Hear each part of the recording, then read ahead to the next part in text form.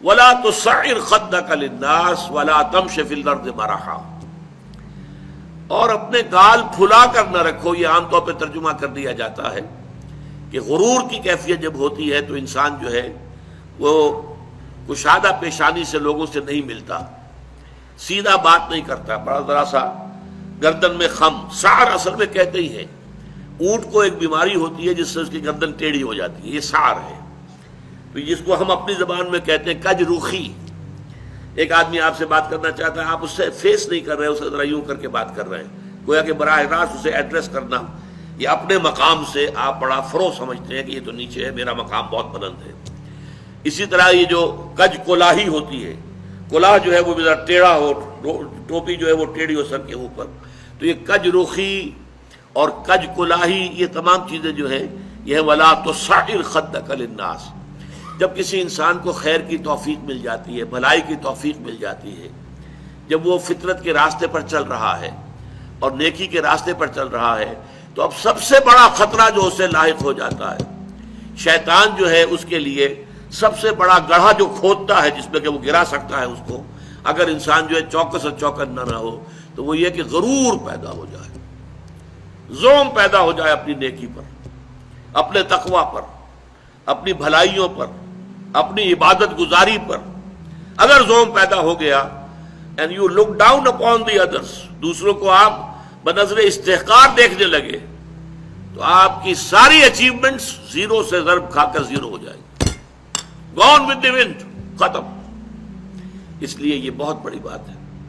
حدیث میں آیا ہے لن يدخل الجنہ من کان فی قلبہ مثقال ذرۃ من کبر. وہ مثقال ذرہ پھر آ گیا، یا جنت میں ہرگز داخل نہیں ہو سکے گا وہ شخص جس کے دل میں ذرے کے ہم وزن بھی تکبر ہوگا. اور حدیث قدسی ہے الکبر ردائی، تکبر تو میری چادر ہے، مجھ پر راست آتی ہے. المتکبر اللہ کے ناموں میں سے ہے. هو اللہ الذی لا الہ الا هو الملک القدوس السلام المومن المہیمن العزیز الجبار المتکبر. وہ المتکبر ہے، المتعال ہے، بہت بلند ہونے والا اور بہت تکبر کرنے والا. لیکن بندے کے لیے نہیں. بندے کے دل میں اگر تکبر آ گیا تو اس کی ساری نیکی، سارا تقوی زائل ہو جائے گا. ولا تصعر خدک للناس، تواضع ہونی چاہیے. شیخ سعدی نے بڑی خوبصورت اس کے لیے مثال دی ہے. درخت ہے، آم کا درخت ہے، امرود کا درخت ہے، انار کا ہے، سنترے کا ہے. جب اس پر پھل آتا ہے تو شاخیں جھک جاتی ہیں.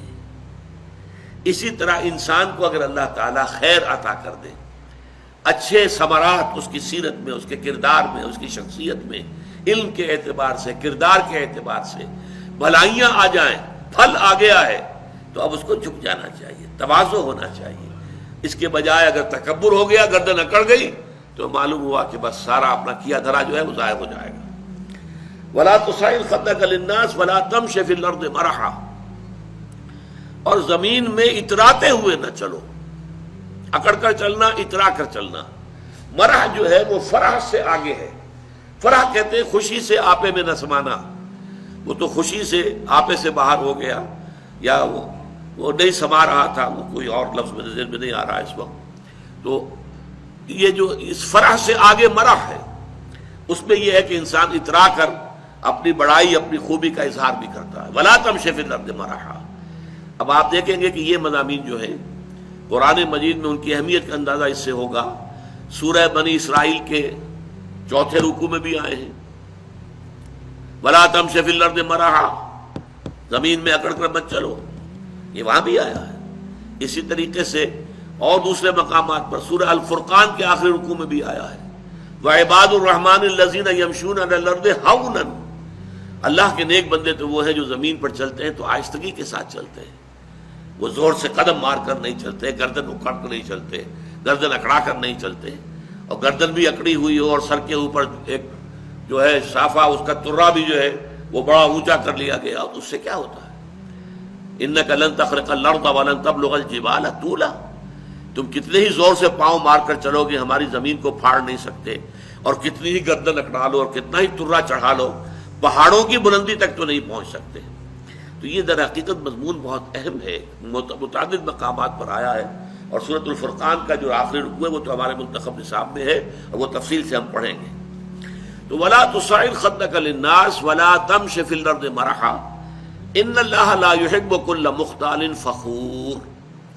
یقیناً اللہ تعالیٰ کو بالکل پسند نہیں ہے جو اکڑ کر چلنے والے ہیں اور شیخی خورے ہیں. مختال کا لفظ بڑا پیارا ہے، یہ خیل سے بنا ہے.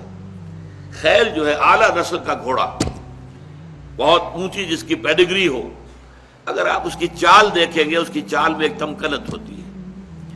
جب انسان اپنی چال میں یہی تمکنت اختیار کرتا ہے تو یہ اختیال ہے، گویا کہ خیل کا سا انداز اختیار کرنا اپنے چلنے میں. خیل سے باب افتعال بنا اختیال. تو اللہ تعالیٰ کو بالکل پسند نہیں ہے کل مختال فخور، فخر کرنے والے. اپنی نیکیوں پر، اپنی دولت پر بھی فخر ہوتا ہے، لیکن اپنی نیکی پر بھی ہوتا ہے، اپنے علم پر بھی ہوتا ہے، اللہ بچائے. اپنی عبادت پر بھی ہوتا ہے، اللہ تعالیٰ اس سے اپنے حفظ و امان میں رکھے. ان اللہ لا يحب كل مختال فخور.